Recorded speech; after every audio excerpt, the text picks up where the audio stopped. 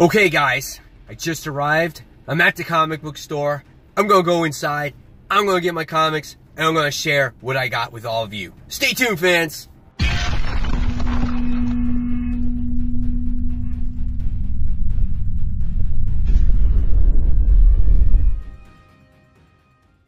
Hey comic book fans, welcome back to Comic Book Corner 2.0, and fans, you're back with me, Mike Spider Slayer, getting ready to do Spider Slayer's comic book haul. This is episode 336, and yes guys, I'm back, and yeah, this is a heavy week this week. Here's the bag, the comics are inside of it, and here's all the stuff inside. So if you're not familiar with this video series, this is the video series where each and every week I show you, the fans, which comics I picked up at the comic book store. And you're not going to want to miss this week's because there's a lot of great stuff here, guys, alright? So, just to let you guys know, Saturday, October 13th is the Walking Dead Day. That's right. So check out your local comic book shop. Check out what sales they might have or all kinds of crazy stuff. But check it out. Next, I got this cool Return of Wolverine promotional poster. I thought that was pretty cool that they're giving away for the Return of Wolverine. Obviously, that issue comes out today. Charles Soule, Steve McNiven. Here we get to see his heat claws. What do you guys think about that? I'll leave it in the descriptions or in the comments box below, guys. All right. So now on to the comic books, okay? First things first, Amazing Spider-Man Annual. This is issue 1. I don't know, obviously, for the Legacy thing, they started it over, but it's annual 43. But this has to do with when Spider-Man first had the symbiote suit, and you got to see what him and his suit did when while Peter was sleeping. This has a very nostalgic look inside, as you can see inside the comic, guys, of kind of what the book looked like back in the day. It has that color and whatnot, and kind of that art style. So I like how they go back in time here. So I'm interested to see what this annual has to offer. So Amazing Spider-Man Annual, issue 1. All right, next we have Batman. This is issue 55. This is the variants cover. This is a pretty cover. Man, look how realistic that is. That is just absolutely gorgeous. Last issue we got to see Bruce deal with a story with Grayson in there, and here it looks like that might continue here. It's kind of cool how they're teaming up with each other in these past couple of issues. It kind of reminds you back of the days of Batman and Robin. So, really cool to see what this story has to offer. So, this is Batman, issue 55, and this is that variant. Alright, next, we have the continuation of Damage. As Damage struggles to be a good guy, he tries to remember everything that's going on. We got a lot of, I want to say we got a decent amount of growth with Damage in the last issue, which had to do with the annual of the book. So I think I'm enjoying Damage a bit more than actually Weapon H. I feel like it's just a more entertaining book, maybe a little bit more original, instead of not of a mashup character. So this is Damage. This is issue 9. Alright, next we have a really great series right now, written by Mark Waid. This is Doctor Strange. It actually tied in to Infinity War a couple issues ago, and it was really good to see Doctor Strange regain his powers in space and whatnot. The narration in here is good. The artwork is solid in this book. It's a great book. They don't overuse the magic aspect of everything, but it's a solid story. And I really enjoy the way Mark Waid writes it. Again, it's not over exposition heavy. It's just very entertaining. There's a nice balance here. So this is Doctor Strange. This is issue 5. Next, Edge of Spider-Geddon. Spider-Ben and Petey. So we have Spider-Ben on here. So this is quite interesting, I guess, as Uncle Ben is a spider. I think we've seen that last time around in Edge of Spider-Verse. This is maybe not the best artwork, maybe not my most favorite Spider-Geddon Edge of, but, you know, it'll probably make for an interesting story here to see the tales of Uncle Ben being a spider. So we'll see what happens. So Spider-Geddon, Edge of Spider-Geddon, issue 3. Next, who's reading The Ice Cream Man? Anybody still reading this? I am. I feel like there's going to be a more in-depth story coming up soon. We get to see somebody. It feels like the Ice Cream Man is a little bit scared of somebody. We saw that a couple issues ago, and then we went into a tale last issue about a guy who just had a 3-scoop ice cream, and there was no dialogue in the entire book, and you got to see different courses of his life 3 different ways. Quite interesting. Artwork can be quite creepy at times or whatnot, but nevertheless, it's an interesting series to see what these people go through and how their sorrows are, and quickly things disappear when they have some ice cream. So, I don't know, Ice Cream Man, issue 7. Dude, this lady next to me, in, out, in, out, in, out. Like, I'm in a parking lot trying to do a video, lady. Like she cares. Anyway, next is The Immortal Hulk, issue 6. The one really good thing about this Immortal Hulk book is that covers are awesome. But we get to see here that Bruce is seeing his father in any type of mirror image. And he got to see that while he was battling Sasquatch in the last issue. The artwork is really good. It's very horrific type of book. It seems like we'll get a little bit more in-depth story now that this first story arc is over with. And we'll dive deeper into the character. Maybe they'll be reintroduced Betty here now that people know that Bruce Banner is actually alive.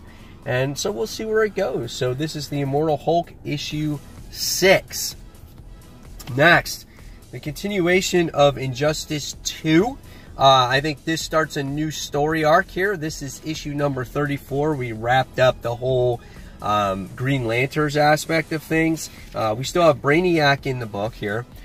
We get to see, I want to say Damian's, or I don't know, it's like a female Bad Robin. I forgot her name in the Injustice book. I'm not sure. I totally forgot. But again, it introduces a new story arc. We get away from the Lanterns here.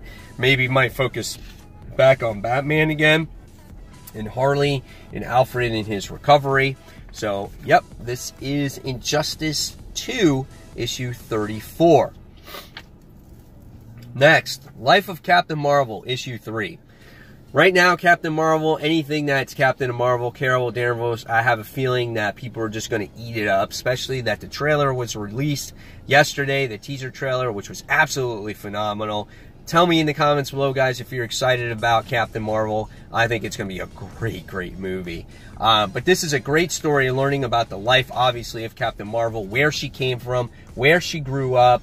Her dad recently passed away. Her brother was really sick. She was going to go back home, but then what happens is her brother recovers from his injuries. And we got to see an enemy in the last issue, and we're going to see maybe Carol actually do battle against this crazy enemy that is in this particular issue. This lady's back again. Like, what's she going in and out of the car so much? So, yeah. Oh, yeah. Here's that enemy there. So, there you get to see a look on that. So, this is Life of Captain Marvel, issue 3. I act like I own the parking lot. Alright. Mr. and Mrs. X. This is issue 3. This book has been okay for me. The last issue had to deal with Deadpool. There was a lot of like over-the-top comedic moments, which I'm not a big fan of, and it looks like there's more of that here. And I feel like that's not really necessary in this type of book. We can see Rogue running around naked. Like, I don't know if I'm bored with this all the way. We got to see an egg that they were protecting, and it birthed a clone of Rogue. So here we get to see there's 2 Rogues. So how is this going to affect the Marvel Universe? Is she going to die? Is she going to stay in continuity? I don't know. Does she share the same memories? Who knows? But we'll see what happens. So Mr. and Mrs. X, issue 3. All right, book you guys been waiting for, Return of Wolverine. That's right, guys. We had The Death. We had all these other books. We've been teased. And finally, we get this mini-series that is launched. It is a $4.99 price tag. And we get to see Heat-Clawed Wolverine right here on the front page. And so we're going to see what this story has to offer for his readers. It's very gruesome and dark. It looks like Wolverine doesn't have control of his powers, doesn't know what's going on with himself. So looks like it's going to be a cool book. So Return of Wolverine issue 1. Next, Savage Dragon issue 238. Never know what you're going to get with Savage Dragon. It's been more like a porn mag these past recent months. Ever since like issue 200 or 210 or whatever it is, there's always something going on. But I don't know. Maybe Maxine's turning back into a dragon again. I don't know. Oh my gosh, I know what happened. I know what happens in this book. Well, in the last issue, supposedly you get to see his stepsister Angel die, but it doesn't look like she dies. Okay, it looks like she is very badly wounded, and you get to see what happens going forward with this particular character. But yes, this book is very gruesome when it comes to sex. There's sex in every single issue. It's just over the top. Here we get to see, again, there's these like sex doll girls that go after Dragon in this issue, as you can see right away. So crazy stuff whenever it comes to Savage Dragon. Not for under 18, honestly. So issue 238. All right, next we got Donny Gates' Venom. This is issue 6. Very interesting story. We get to see Canal, who is the god of symbiotes, be fleshed out a little bit more in this series. The artwork is very dark and gruesome. Check this out. What is that? Dude, Eddie Brock's loaded with weapons. Look at the detail here that Ryan Stegman does in his artwork in his books. I mean, it's absolutely gorgeous. So I'm really looking forward to the next issue of this. Even though I'm enjoying First Host Venom, this is just your different take on Venom, and it's really a lot of fun. All right, we're continuing on. Here we go. So the second issue of West Coast Avengers. Nice cover. I like how Tigra is featured on the book. She's like the 50-foot woman. She has Hawkeye in her grasp. She's being controlled by what I think is MODOK. But right now we're introduced to a guy by the name of Brodok. Yeah, bro. And he's this guy right here. He's got this big head. He's got this little body. It reminds me of MODOK. So I'm really interested to see what's happening here. Kate Bishop is great in this book. She's so comical. She's trying to gather a team together. Really great writing here by Kelly Thompson. This is a perfect book to add good humor to. So I can't wait to read this second issue. There's so many books. I don't have time to review them all. My gosh. But that's why you guys stay for Pay It or Slay It every Tuesday at 12 noon, guys, where I talk about at least 10 of these books. All right. Conclusion to X-Men Gold. This is issue 36. This is it, guys. The end of it. How are they going to wrap it up? I don't know, but this book went downhill really quick ever since the wedding situation. I don't know how they're going to end this in one issue after they spent so much time talking about Peter and Kitty and their wedding and all this other stuff. Looks like there's a lot of action here. So we'll see what happens. So X-Men Gold, issue 36. Not expecting anything big. All right. Next, Venom First Host, issue 4. I wound up getting the variant cover. It's just too good to pass up. I love the over-exaggerated tongue, just the big bulging muscles, the symbiote all over, just the really rough-looking town in the background. It's just edgy. I love it. It looks really good. And then in the interior artwork, of course, I get Mark Bagley, and we get to see Eddie Brock as a new symbiote. And he has new powers, and they're trying to recover his original symbiote.